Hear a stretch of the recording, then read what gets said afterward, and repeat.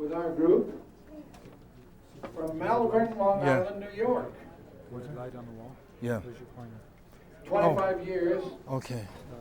he has spent in the It's a pretty research bright, intense light. and the so study How do you turn this off? of pyramids. Oh, jeez. Incidentally, the lights are on in Yeah. the back. Would you turn those lights out, please? Staff, people back Huh? there. Okay. Do you think? Let me just leave that light on all the time, so I don't have to turn it on. All right. You just have to be careful not to point it out. Okay.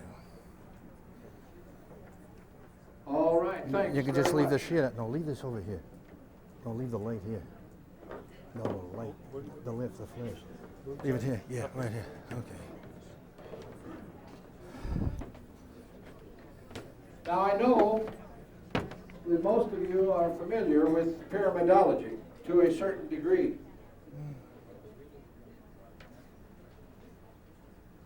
It's a fascinating subject, and it gets more and more fascinating as you go along. Howard Metz has spoken to a number of organizations around the country in his work and travels in this particular study.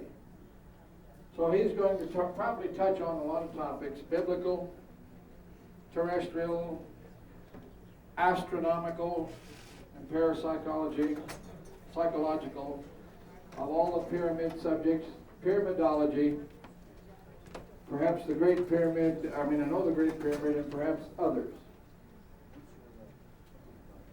Now, if we have all of our public address system that is ready to go, are you Everything's live, Yeah. Howard? Okay. The only thing is when the lights go out, you flip them out, right? If I just All right. run a few out, you know. Let's bring him on. He is live. Ralph Howard Metz from Long Island, New York. Welcome. Where's the other? Oh, my pocket. Yeah.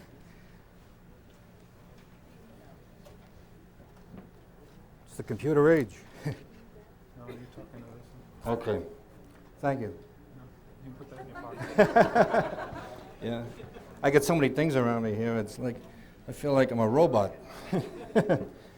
I'd like to introduce you to the. You can put this one in your pocket. Okay. You're all right. Put it in the pocket. Okay. I'd like to introduce you to the study of the pyramids. Okay. In archaeology, pyramids are mostly known as tombs, but the Great Pyramid of Egypt, which incorporates all the sciences in the world, and also the spiritual sciences, is a large monument that basically lies in the center of the earth and is even referred to in the Bible 50 times and on several occasions by Jesus. When Jesus mentions the fact that the top stone, the apex, is missing, is part of the biblical prophecy that until the top stone is replaced on the pyramid, which of course could be a crystal too, that there'll be no peace in the world. It's more or less of an Aquarian concept that deals with the idea that once the top stone or the apex is found, that the world will change. Of course, this is coming right now. Now, what most people probably don't know in the Great Pyramid, through mysticism or through science, that we only have about 11 more years before the chronology, the technical chronology of the Great Pyramid ends, which is 2001. However, there are other calendars. There's the Mayan calendar, the 2011. There's a 2003 concept, which of course I try to get into later because of the idea that a man who wrote a book called The Keys of Enoch, which, by the way, there's a couple of books I'd like to mention that you could get back there. I guess Bill Williamson and George Green, who are not producers, bookstore men, have these particular books. One of them is called The Secrets of the Great Pyramid by Tompkins, or The Mysteries of the Great Pyramids by Tompkins, or Psychomathematics, which is a very difficult thing to get through if you're not interested in mathematics. The Bridge to Infinity by Bruce Cathy, who, by the way, just did a pretty good layout on the Shenzi province pyramids in China, which there's not too much to know. We always thought the largest pyramid was Egypt, which was 481 feet. According to Kathy, the Chinese pyramids may be 1,500 feet, but they're all aligned to certain longitude and latitudes. See, there's a message, because when they built the pyramids, they built them based on the Earth's attunement, alignment to the sun and the north and south, fixed stars, Vega and the North Polar Star. The pyramid lies exactly in the center of the Earth, and the pyramid itself, the volume of the pyramid you could fit regarding the Great Pyramid, you could fit 30 Empire State Buildings in volume cubic feet. The base of the pyramid is a perfect square, and it has a triangle that has an angle of 51 minutes, 51 degrees, 51 degrees, 51 minutes, actually is the right way of explaining it, which is basically in numerology the Christ angle, which is Christ consciousness. As far as the museum work and archaeology is concerned, since it's only considered a tomb, they don't get into this. This comes mostly from a study of pyramidology, which is rooted in the British studies, the School of Pyramidology, Institute of Pyramidology, in Hertfordshire, England. Harpenden, England. It is believed that every stone in the pyramid has a meaning. There's very little, compared to what we know now, there still has to be an awful lot discovered regarding the pyramid. For instance, in Tibetan beliefs, and also more recently in contemporary insights, Edgar Cayce left many readings, including one booklet, if you would like to get it, called The Egyptian Heritage by Mark Lerner, brings out a lot of psychic readings regarding the pyramid. It was this book that something suddenly happened to me, even though I've been in this field about 22 years, happened to me this last year when I read something about a 27.5-inch cubit, which annoyed me because I didn't understand what he was talking about. And since I have a photographic mind in mathematics or in ancient linear measurement, I started to wonder about this 27.5-inch cubit. And then what happened, since I have been doing automatic writing, or more contemporary times called inspirational writing, a lot of writing started to flow through. So I have a friend who does inspirational writing, who writes on nuclear energy. And what makes it so pure is she's a housewife who has no knowledge of anything in science. And she's doing the same thing. And I asked her for verification, what we would call verification on this plane. And she gave me the same verifications about the 27.5-inch cubit. I combed all the books on pyramidology. I couldn't find anything regarding the 27.5-inch cubit. And I started to realize that the times are coming now where all what is known in past in the pyramids and pyramidology is changing. In other words, what we knew before, what we read before, what we studied before was just basically an insight done by the 18th and 19th century researchers. The 27.5 cubit, according to the writings, and then I started to compute it with a tabulator, I discovered that it leads into outer space, but it also leads into the basic root of the pyramid. And I started to see that there was a connection, although the measurements are not there, it's correlated and calculated with inside the king's chamber. We can't get to all that in an hour, but in the back, and behind the door on the left, are laminated posters which are partly channeling and partly taken from science that I've been doing. It's very abstract, it's way out stuff as we call it, so it's not easy to read, but I thought I would lay it out.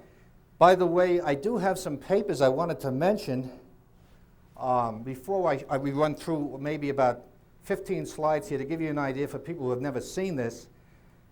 But Monday, or the day that we have the exhibits, I can lay out a good 2 to 3 hour slides for you to break down the whole pyramids, if you care to see it. And also we would get into the tetrahedron, icosahedron, pentahedron, and all these different configuration forms that are tied in with the pyramids, that are tied in with energies, that we believe now are forms of energy that are found not only in the human body, but they're found in the atmosphere and the baromosphere, okay?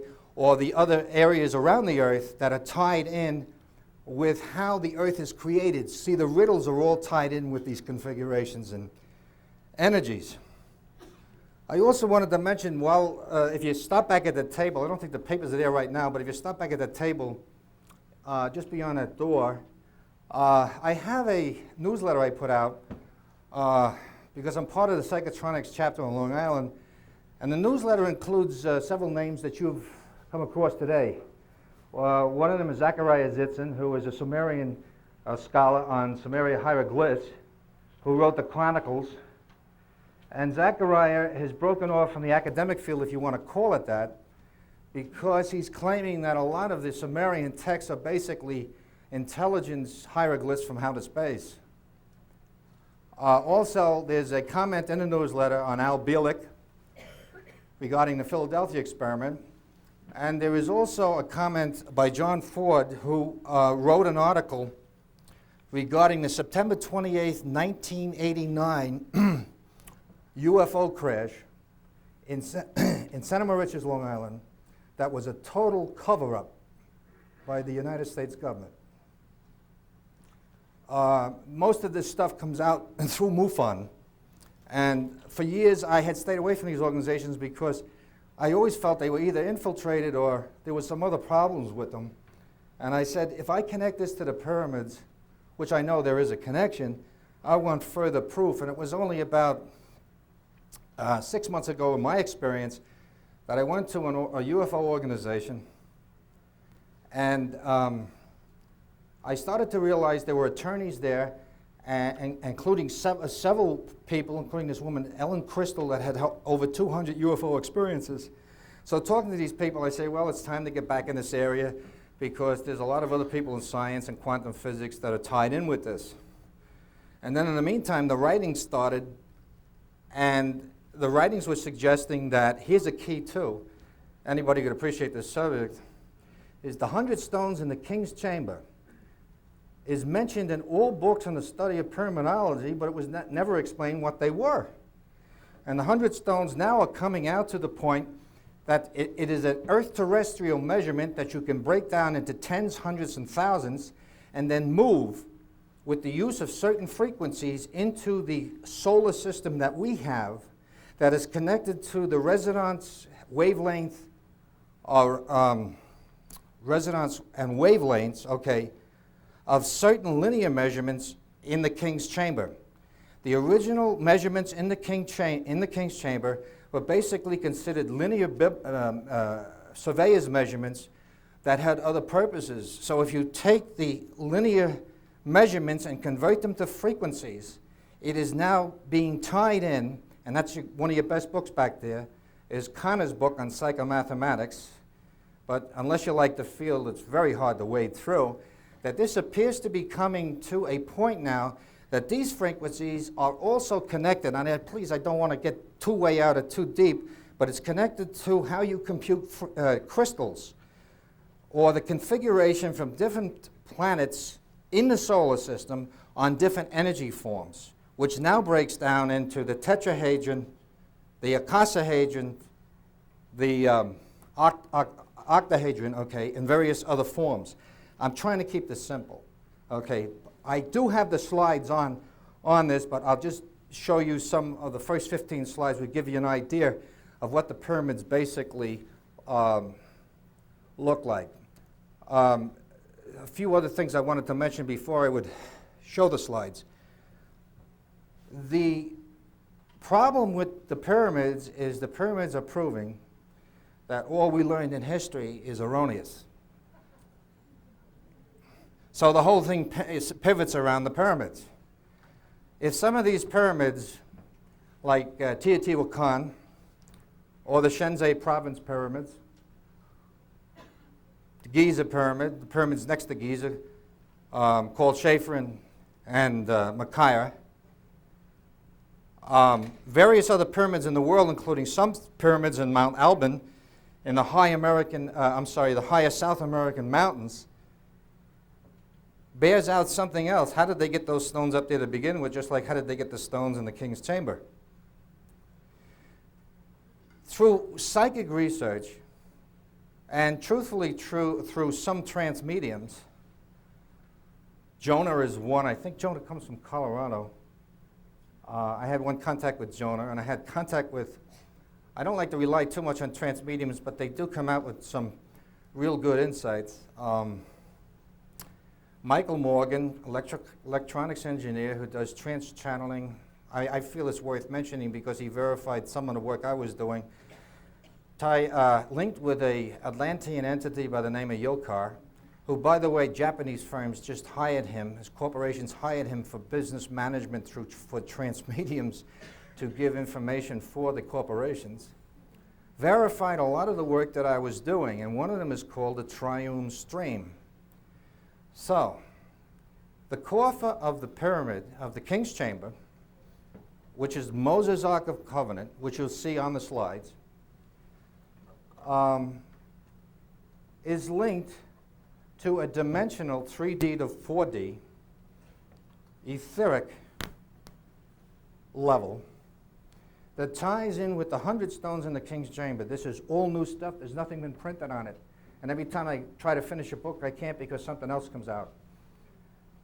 The 100 stones are morphic and tie in with the exact molecular study and weight of the 9 planets. Okay, so there's 12 planets, regardless of the sun and the moon and so on. And that the morphic content of these stones are all tied in with the orbital flow of the planets, Mars, Mercury, Saturn, and so on, that are connected to a perfect interface with a supercrystal. That once we would have this crystal, we could almost eliminate all fuel systems and energy systems that we use today. It would be a perfect natural energy form. And I mentioned this at the speakers meeting, I think yesterday. The only problem is it's way ahead of itself. First of all, it has to be developed in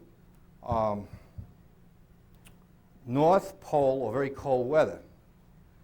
And secondly, it has to have a perfect agreement going through the planet systems to get to the matrix system sun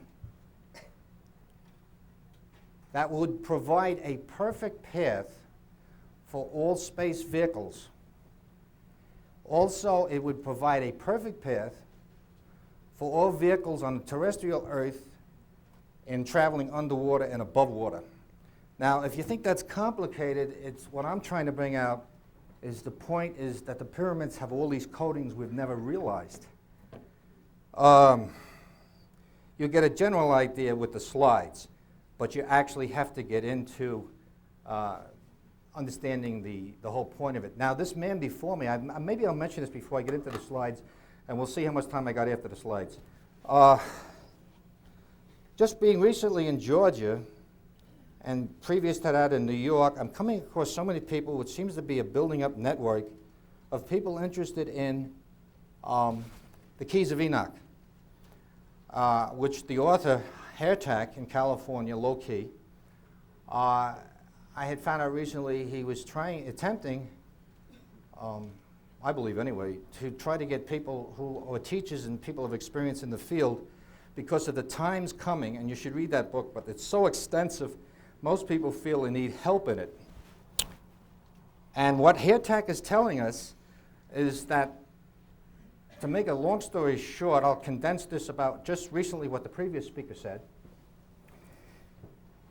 And since I'm citing his exact work, in chapters, let's see, key 107, 115, key 117 again, key 209, 217, 306, 308, he talks about the Antichrist, that between 1973 and 2003, we will be confronted with the coming public awareness of outer space intelligence. That these people are not gods. Many of them are fallen gods. Many of them are entities that are not positive. Many of us know this already because of the mutations and the kidnapped individuals, especially on Long Island, from people who don't know whatever happened to their own children. And you go to the police, and because there's no evidence, they can't do anything, but the federal government won't even acknowledge it. Now, I just felt that I should mention this because it's probably going to increase. The Antichrist, if we want to call it, and HairTech says it's a conspiracy, is basically these fallen entities having high technology fell from the true Christ or the true higher levels at one time, and that they are working through our leaders who want to keep power, and they're working through the churches to keep religion exactly where it is. So that many visions and many psychics and many mediums and many people who have revelations, although they're good, don't get me wrong, that we have to develop our psychic abilities, many of them are being misled by these forces. This is why the fundamentalists always come down and say, you know, you're doing the work of the devil or whatever the case. Maybe they sense it on another level, say, no, I believe in parapsychology. I studied 25 years, believe in spiritualism. I'm just warning you what HairTech is explaining, that it's going to increase because they want to keep you here the way you are. That's the negative side. The positive side is like the pyramids, okay, or the return of Christ, if you want to call it that, or your divine masters, such as Sai Baba of India, okay. Sai Baba of India states the only thing that really counts here is divinity. The rest of this is a game. Sai Baba stated that last February 12th, 1989, everything was going to get stepped up so much that we're going right in on a collision course into the year 2000. So everything is changing, so you're going to see the vector systems start now. The things we've never thought about, or the things we've thought about what we didn't really take too seriously. I'd like to mention a couple of vector systems. Vector means when you cross over, it's like a vertical angle, you're going into another dimension. It's also part of the vector system that's mentioned in the triune stream is when you get to the sun is broken up into matrix systems.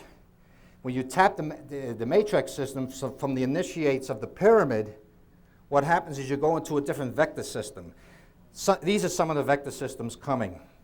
How do you handle UFO intelligence? The tremendous change coming in education, to realize education is manipulated. It's manipulated for many reasons. Maybe some of it's good, some of it's bad. The whole change of the money system in the United States and the world system, Eustace Mullins was speaking about this.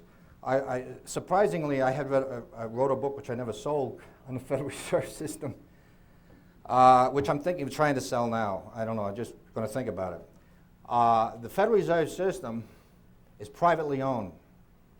It's totally illegal. It is against all the interest in the United States.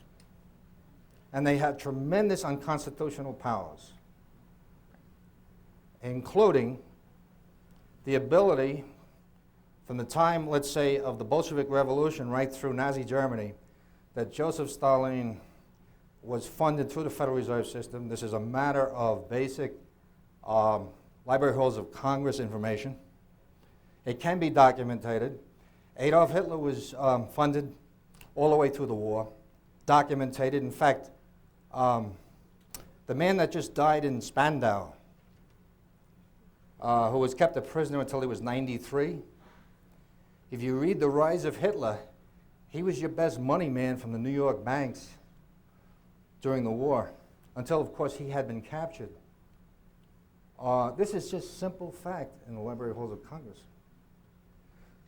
So then you have the Korean War, you have the Vietnam War, and you have, more so on a functional, natural level, you have everyday inflation. So somebody's making money off you because you're paying all the taxes. They couldn't manipulate this world without you paying the taxes. And even in foreign aid and the IMF, the money that goes out, that's printed in the Federal Reserve, which is printed out of nothing, comes back into their pockets. It does not go into a federal agency. The Federal Reserve is a total hoax, and even its name is illegitimate.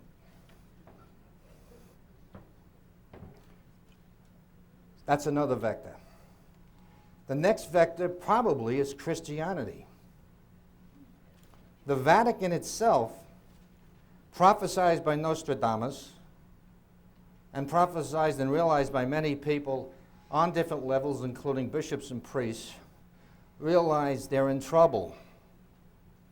Because how far can you go with all the technology you have in the earth, the knowledge of the psychic and the spiritualism, and you hold on to a conformist system the way it is?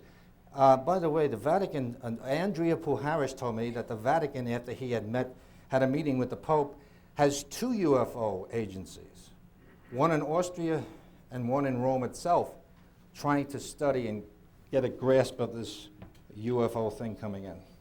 So now religion, beside dogma, and if you study its past, is in trouble. The original Christianity that came from Christ is really under the study of the Pistis or Pistis Sophia, which is the Nag Hammadi readings in Greek texts that were discovered in 1957 in Egypt. So all of this that's been passed on has come from Roman dictatorial control. The next vector system probably is the study of life and death. You are not being told the truth about death, and you are not being told the truth about the links between the earth and these etheric levels. Now this is falling more today in quantum physics. And it's also falling into pyramidology, where I think maybe pyramidology would have to be taken out of archaeology and put more into a quantum physics study and a spiritual study, because the measurements in the king's chamber and the stones and all the various configurations are showing an outer space interrelationship with the sun. In fact, just recently, the connection with the sun, and this is a vector system too, is the sun has a northern polar shift, which has got science all messed up because it swivels like a mirror on a swivel. It's not just measuring the sun from one form. That swivel is tied in with, I know it gets complicated, it's 6 other suns, which is a 7-sun system. So this is a whole interlocking movement now of consciousness and energy from other planetary systems too. I tried to condense this the best I could. So that's a vector system. Let's get back to life and death. Natural energies and natural senses probably were destroyed in most of your existence when you were an early child, because anything psychic or whatever was sort of put aside by your parents. You've had to redevelop it and learn it. And of course, it's the physical earth you live in. We could move this earth so much faster if you knew how to develop your mind, your body, and your soul. And dogmatic beliefs aren't doing it. So this is a big difference, because if you really understood what karma is, and you had to come back and do the things you're doing wrong now, you might think about it. That's a tremendously involved vector system. There are several other vector systems, but I guess you could go on forever. I've even got to the borderline that sometimes some of the vector systems I thought about changing things that I don't even want to admit to myself, and you have to talk very sensitive to somebody else, because some of the doubts I'm developing about how we were brought up is just too much. Anyway, I'd like to just mention these different chapters in the book, The Keys of Enoch, are dealing, and I wish you would write these chapters down, are dealing with the such things as the rebels who impersonate the true God Christ. We are in the last temptation period, 1973 to 2003. The astronomical location of rebels 75 light years away. Restrictions on fallen angels. The origin of the rebellion and the dark forces. Of course, you've probably heard this through other variations and so on. Bad times ahead to 2003. That would be another vector system, the earthquakes coming. Not to be negative now, please. This is just the concept to be positive, to bring this out. If earthquakes come, and if we don't have enough food, and if we have pollution problems and all these things, that's why all this free energy is becoming more popular now, okay? Linked also to the medical association, the chemical industry, and so on, which all comes back to the study of this through the fuel systems. It's like when Bruce Cathy, who wrote the book The Bridge to Infinity, said that we could have an entirely different fuel system on the planet Earth by taking all these ancient pyramids, although it's true the Great Pyramid is blown out now because its position is overdue because the Earth has shifted. I don't know about building no pyramids, that's a little way out yet. But the idea is you're talking about all this history and these grid systems, all these grid systems through the Earth, the Bermuda Triangle, the Stone Kingdoms in Glastonbury, Scotland, Ireland, England, Peru, these grid systems in Peru and so on. If we ran a solar factor through these grid systems, Cathy thinks in 20 years we could change the world, the fuel systems. As soon as his books got popular, the New Zealand government got uptight. And I asked, I think it was George Green, memory? George Green was saying something about the chemical industry, the gasoline industry, the petro industry, is synonymously linked through your Rockefeller chains and your fuel chains right here. So this is the only thing to bring out is the idea, is free energy possible, and can we do it through the ancient sciences? Okay, I guess we could put the lights out and you can see it. I'll try to describe best I can if I don't strangle myself with these wires here.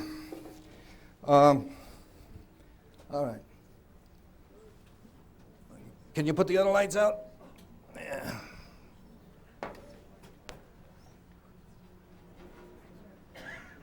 All right, this is the Great Pyramid right here. This is looking from the Mena House in Egypt. I'm sorry, I'm in your way. Oh, okay. The second pyramid, Chafrin, you're looking at, you can see, okay, that is approximately the same size. This one houses 30 Empire State Buildings. This houses 27. All but the outer coverings were taken off around 800 AD and 1200 AD because of earthquakes. The top of the second pyramid, Chafrin right here, is still intact. They took these stones off and they use it as mosques, which are roofs on houses and so on, and churches in Egypt.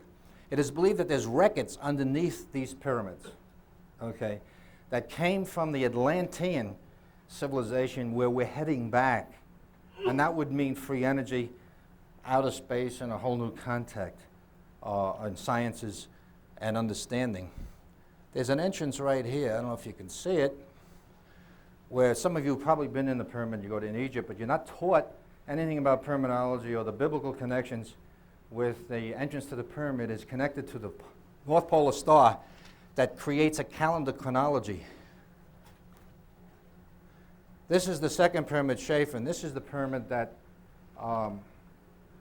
the United States government and the Egyptian government under Louis Alvarez had the muon machine, which they were trying to check empty chambers in all the pyramids. And this was done for 5 years.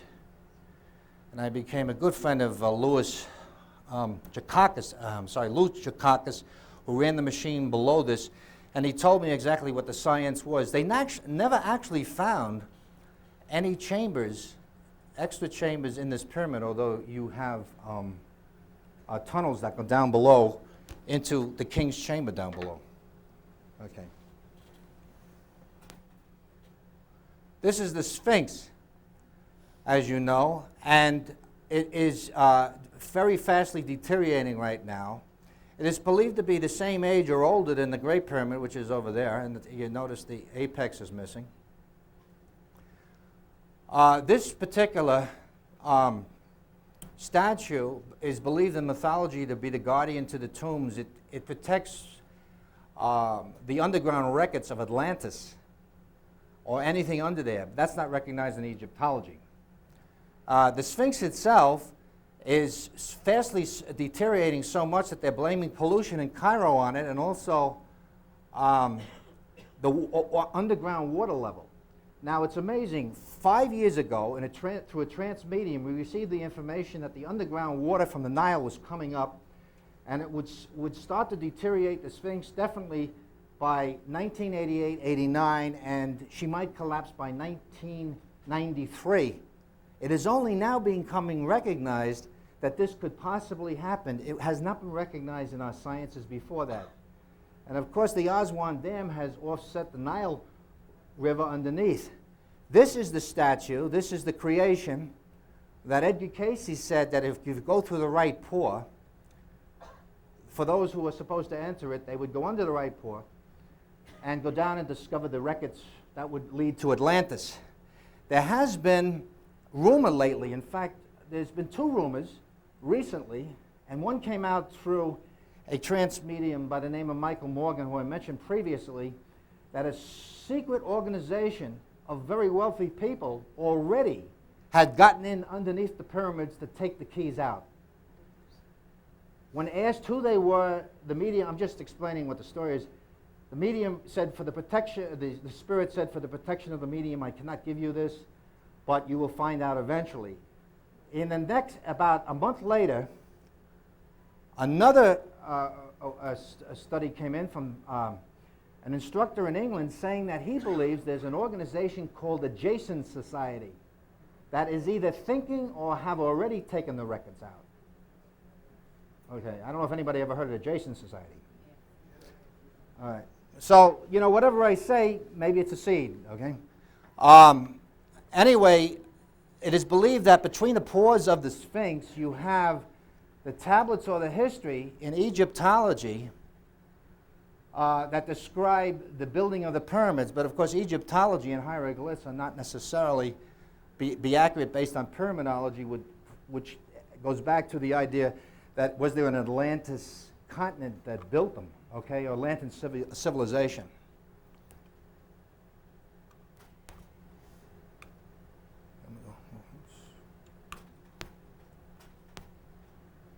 This is just another shot of the deteriorating Sphinx, and these different steles and frames here and stones are based on tombs of kings that were buried right around there. It's an interesting story. How much time we got? 14 minutes. 14 minutes? Oh, okay. It's an interesting story if you can consider this. 7 years ago, I was dealing with a woman that did trance work on hieroglyphs for 5 years straight. And 7 years ago, we had realized that there must be something to the work, because the codes we were getting that were coming through the trance medium appeared to be correct, but that's the first time we had recognized that there could be some proofs. Previous to this, the son of Edgar Cayce, Eulin Cayce, who is now deceased, I think he died around 76, 78, somewhere around there, got interested in this trance medium and told us a story, and I think this story is related to his family, and it came out in a magazine called Venture Inward. He was also trying to excavate a tomb right around the Sphinx because his father, the great psychic, had told him that his tomb was near distance from the Sphinx, and he was the famous King Ararat, by the way, which is also mentioned not only in the Edgar Cayce readings, but also mentioned in the ancient measurements that Ralston put out from the Wizard bookstore in San Diego. That's the only outfit that I know that puts out these very unusual measurements that I have not seen before. Anyway, Eulin Cayce was King Ararat, allegedly, at the time when he was dealing with the pyramid builder Ra. Now this is in also the books, Egyptology books called The Egyptian Heritage by Lerner. What happened was, because of a power struggle over building the pyramids,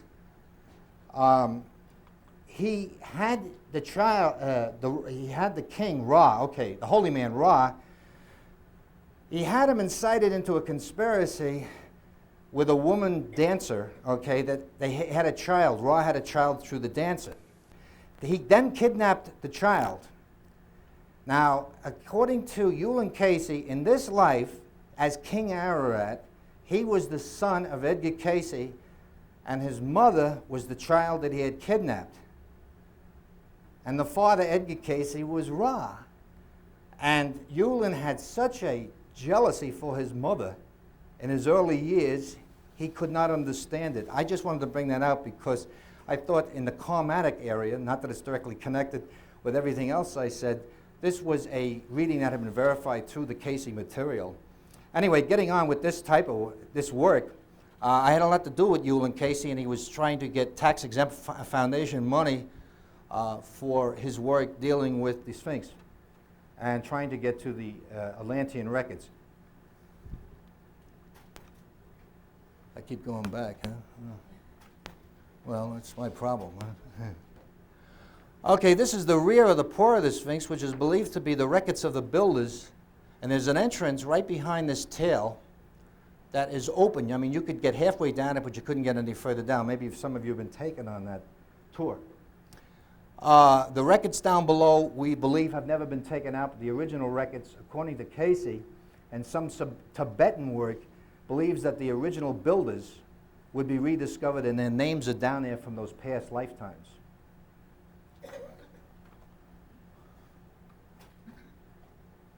This would be the tablet. So you see the wings that protect the north and south kingdoms of Egypt, the north and south kingdoms, and this was under the dynasty of King Tutmos, and it had been believed at that time in classical history that Tutmos was given a dream that if he cleared the sands of the Sphinx, sands around the Sphinx, he would inherit the what do you call it, Kingdom of Egypt. Okay, now that's classical history. Now the hieroglyphs in there are interrelated in more of a recent language, which maybe if the hieroglyphs are much older, we haven't really got the true interpretation of them. This is a paperback. This is a picture taken out of a book. You see the entrance? Those entrances are correlated. Now here's where the science comes in. It's correlated on an angle with the North Polar Star. So the North Polar Star shines directly down into the descending passageway. It is believed that every 12,000 years we shift from the North Polar Star to the Vega Star. So if we shift the North Polar Star to the Vega Star, a new calendar starts. If any of you have been there, you can see this is the ramp going up the ascending passageway, which it's usually safe to walk with sneakers or something and not high heels because it's a 26-degree, 18-minute angle, which is the same steep angle, same accurate angle that totally correlates the North Polar Star at culmination. And that's how they decided that there must be a calendar in the pyramids. So the biblical Ezekiel states that each day, okay, inches equals years. But in pyramid biblical interpretation, which is mostly British, inches equal days, days equal years, or from the book of Daniel, times and times and a half are all interrelated with different calendars. I'm just bringing that briefly out because basically this is the time of the tribulation right now, before everything changes. So inches equal years. So from the time of the inception into right here, when you enter the pyramid, right here, and you walk down it, then go up into the king's chamber. What you have is from the inception of the polar star, which is 2160, you go downward until you get to the ascending passageway into the king's chamber. You measure inches. The inches come to the year 2001 in the king's chamber. How can we truly verify this? Well, the measurements prove in the book of Daniel that each inch equals a year of time. And then when you get to the antechamber, which is just before the king's chamber right here. I have this all laid out in very technical stuff. is that it changes from, 1 inch changes from a year to a 30-day calendar, which is found in the ancient book of Daniel, chronology, and leads to the year 2001. We are told that the Tibetans, the monasteries, and the record keeping in Tibet has more answers to the pyramids than we actually have in our Western sciences, including the idea that the British inch and the English inch can be broken down into light waves. And I had a reading on that before I found that out, which sort of gave me a thrust or a verification. That would mean you would have to go to Tibet and know where you're going, I suppose, to get and find out where these sciences are. Okay. Now, is that clear, that picture? These are the air vents to the King's Chamber, because there's no other air that can get in, oxygen. And Dr. Harvey, who discovered the circulation of the blood, also discovered these air vents. So, if you come from 2160, go down in the descending passageway, then the ascending passageway, and get to the Grand Gallery, you are going from BC to AD. And when you get from BC to AD, you come to the birth of Christ. From there you start 0, and you go into the King's Chamber, and you come to 2001. That's the simple explanation of that.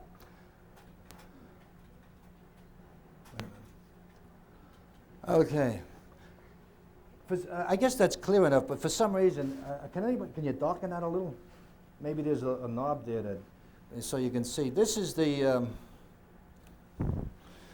whatever minds built this monument, we couldn't replace it today. This is the Old Testament, okay, down a descending passageway, up the ascending passageway.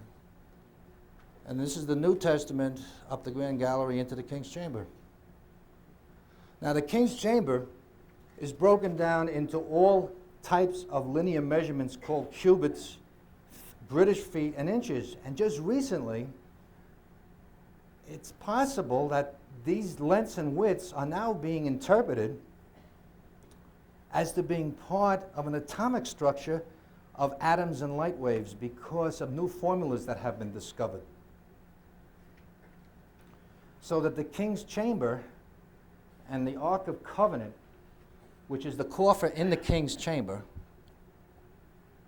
this is the Queen's Chamber, and this is the descending passageway going all the way down, and this is the well shaft leading to both upper and lower, believed to be in philosophy man's illusions. See, this is all comes into symbology. And the descending passageway from the North Polar Star into the ascending passageway, at this point is believed to be biblically Moses' flight from Egypt at that exact time. Of course, if the Atlantean calendar is much older, that could even throw that concept off, but this is what's believed in pyramidology. The coffer I'll get to in a minute.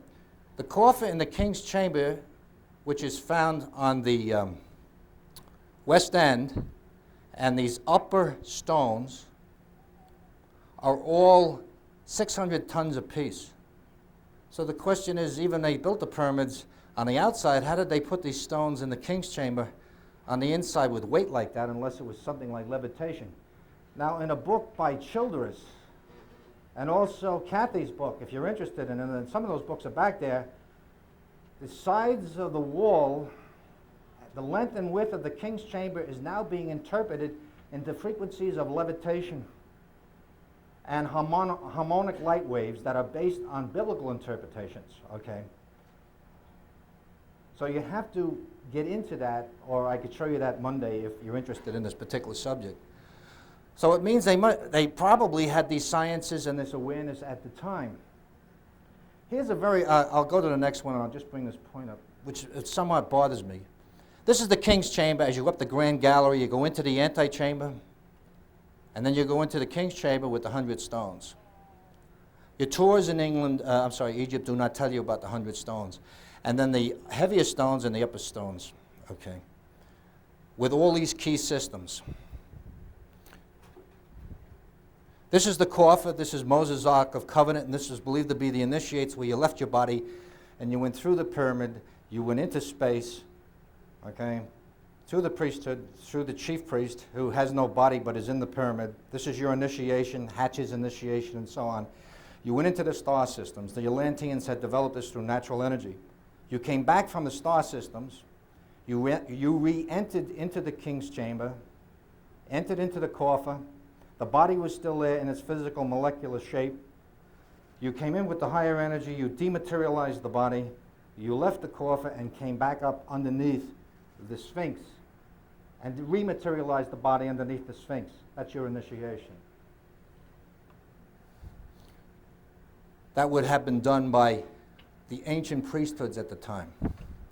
And the Ark of Covenant is basically an energizer or a psychotronics gadget, electromagnetic and so on, that deals with not only the auras but the energies, the cells in the body. And on a particular level that the king's chamber lies on, which is 1/3 up, is the centrifugal level of all the energies from all the corners and the apex from the top of the pyramid, which makes it a medium for, or a perfect energy resonance level. That's your initiation in the king's chamber.